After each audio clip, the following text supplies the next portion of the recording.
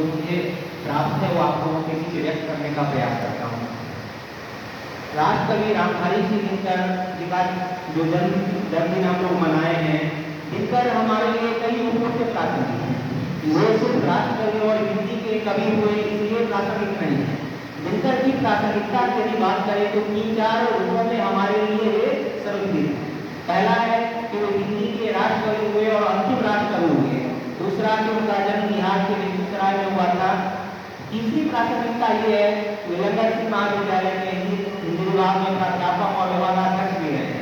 उनकी चौथी प्रासंगिकता ये है कि दिनकर एक अति सामान्य व्यक्ति, हम जैसे लोग, जैसे जहाँ आप लोग बैठे हैं, अति सामान्य व्यक्ति कैसे एक गाँव संघर्ष करके एक सफलता के शीर्ष पर जा पहुँचते हैं, इस रूप में भी दिनकर हमारे लिए प्रासंगिक है।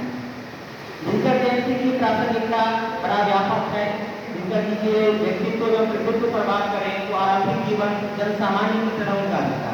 तमाम अभावों का सामना करते हुए उनका बचपन बीता और पटना कॉलेज से इतिहास में उन्होंने स्नातक की पढ़ाई की।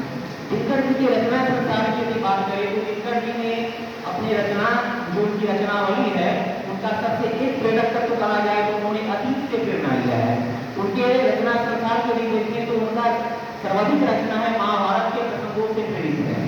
जैसे रणभंग जो उनका पहला खंड काव्य है वह महाभारत से प्रेरित है। कि कैसे श्री कृष्ण ने जो प्रण किया था कि हम महाभारत के लिए शस्त्र नहीं उठाएंगे और भीष्म पितामह के सामने आने पर कैसे उन्होंने अपने प्रण का भंग किया, इसी को काव्यात्मक आधार राष्ट्रकवि रामधारी सिंह दिनकर ने दिया है। उनका सबसे कालजयी है रश्मि रथी। रश्मि रथी के एक छोटा सा प्रसंग आता है, वो आप लोगों के मैं बीच व्यक्त करने का प्रयास करता हूँ। वह प्रसंग है कि श्री कृष्ण कर्ण के बीच वार्तालाप हो रही है, तो श्री कृष्ण सारी प्रयास करते हैं कि कर्ण को अपने पाले में कर ले, समझा बुझा के कि तुम्हारा भाई है। एक प्रसंग आता है जिसका लिखते हैं कि तू संग न उसका छोड़ेगा और क्यों रण से मुक्त होएगा, तुम्हारे ही बल पर तो दुर्योधन ने रण ठाना है और तुम उसका बहिष्कार कर दोगे तो रण से मुक्त नहीं होएगा। इसी प्रसंग में दिनकर जब हमारा देश स्वतंत्र हुआ और हमारे देश में पहला चुनाव हुआ 52 में, तो दिनकर राज्यसभा के सांसद के रूप में मनोनीत हुए। तो दिनकर जिस पार्टी में थे, जिस राजसत्ता में थे, उस राजसत्ता को भी समय समय पर आईना दिखाने का काम किया। जैसे चीन से जब हमारा देश पराजित हो गया या जेपी का छात्र आंदोलन हो, सबने दिनकर में अपनी महत्वपूर्ण भूमिका निभाई। खैर ये तो बहुत हम लोग दुर्भाग्य का समय था कि जेपी आंदोलन से पहले उनका निधन हो गया था।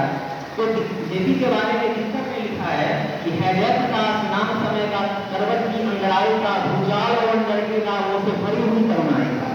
तो दिनकर अपने समसामयिक घटना को लेकर लिख रहे थे तो अतीत से भी प्रेरणा ले रहे थे।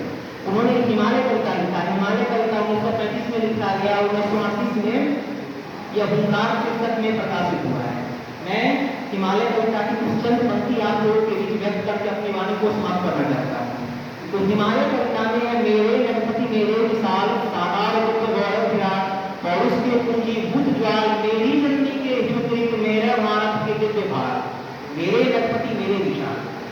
उसी कार्य को आगे बढ़ाते हुए एक अतीत से प्रेरणा लेते हुए कैसे कहते हैं कि हे रोग युधिष्ठिर को न यहाँ जाने दे, पुत्र भीड़ पर बुरा ने गांडीव कदा लौटा दे अर्जुन हिंदी कहने दे जाकर शंकर से कि आज करे प्रलय नृत्य फिर एक बार, सारे भारत में गूंज उठे हर हर बम बम का पुकार। तो दिनकर संस्कृति के 4 अध्याय को देखते तो गद्य और पद्य दोनों विधाओं में विशेष रचना कर रहे थे। दिनकर का संस्मरण भी है। हम सिर्फ उन्हें कवि के रूप में मानते, सिर्फ कवि नहीं थे, जितने बड़े वे कवि थे, ठीक है उसे थोड़ी कम रचना करते थे, लेकिन एक गद्यकार भी दिनकर थे। जो दिनकर सभी रूपों में हमारे लिए प्रासंगिक है। आशा है मेरे विचार आप लोगों को अच्छे लगे होंगे। इन सब बातों के साथ मैं अपनी वाणी को विराम देता हूँ। धन्यवाद।